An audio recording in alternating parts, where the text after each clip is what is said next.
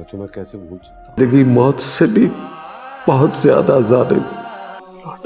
मेरे और तुम्हारे बीच कुछ रहने ही कहाँ दिया है। लौटाओ जिंदगी की तरफ। नहीं जी सकता। एक्सीडेंट था। दोस्तों ड्रामा सीरियल कभी मैं कभी तुम जिसमें आप लोग देखने वाले हैं, ये ड्रामा बहुत ही इंटरेस्टिंग बन चुका है। यहाँ पर मुस्तफ़ा के घर वालों को आखिरकार मुस्तफ़ा के बारे में पता चल जाता है कि मुस्तफ़ा कितनी अजियत से गुजर रहा है। उसे तो बीवी छोड़कर चली गई, वो भी बच्चे की वजह से, क्योंकि उसका बच्चा एक एक्सीडेंट के तहत मर जाता है।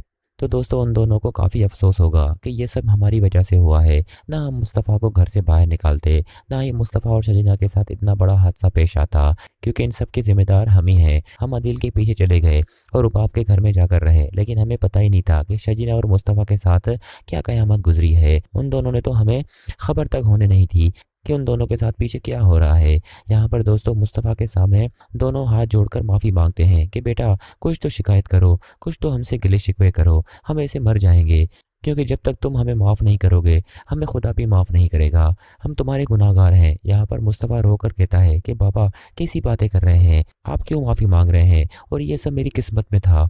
अगर किस्मत में मेरा आपके साथ लिखा था तो आज हम साथ हैं। लेकिन यहाँ पर शजीना मौजूद नहीं है, लेकिन शगुफ्ता मुस्तफ़ा से वादा करती है कि ये सब मेरी वजह से हुआ है, मैं ही शजीना को ले आऊँगी। दोस्तों वो पूरी कोशिश करेगी कि मुस्तफ़ा और शजीना को एक कर दे, क्योंकि यहाँ पर शजीना तो मुस्तफ़ा से बहुत मोहब्बत करती है, लेकिन बच्चे की वजह से वो बेचारी थोड़ी नाराज़ होती है और ट्रॉमा में होगी और कुछ दिन अपने माँ बाप के घर में रहेगी। लेकिन उसकी वालदा उसे दिन ब दिन समझाती रहेगी कि बेटा बस ये सब हो जाता है और किस्मत में लिखा था। तुम्हें तो पता ही नहीं है कि मुस्तफ़ा तुम्हारी कितनी केयर करता है और तुम्हारी वजह से वो दिन रात मेहनत कर रहा था। हमें तो इस बात का इल्म ही नहीं था जब मुस्तफ़ा ने खुद बताया कि वो इतना सक्सेसफुल हो चुका है। लेकिन यहाँ पर दोस्तों शजीना कहेगी इसी कामयाबी का मैं क्या करूँ जिसकी वजह से मेरा बच्चा चला गया। लेकिन यहाँ पर शजीना की वालदा समझाने की कोशिश करेगी कि बेटा तुम मुस्तफ़ा को एक चांस दे दो, वो बहुत ही काबिल इंसान है, हमसे ये गलती हो गई उसे पहचानने में, उसका बहुत बड़ा दिल है, बस एक दफ़ा तुम उसे माफ़ कर दो।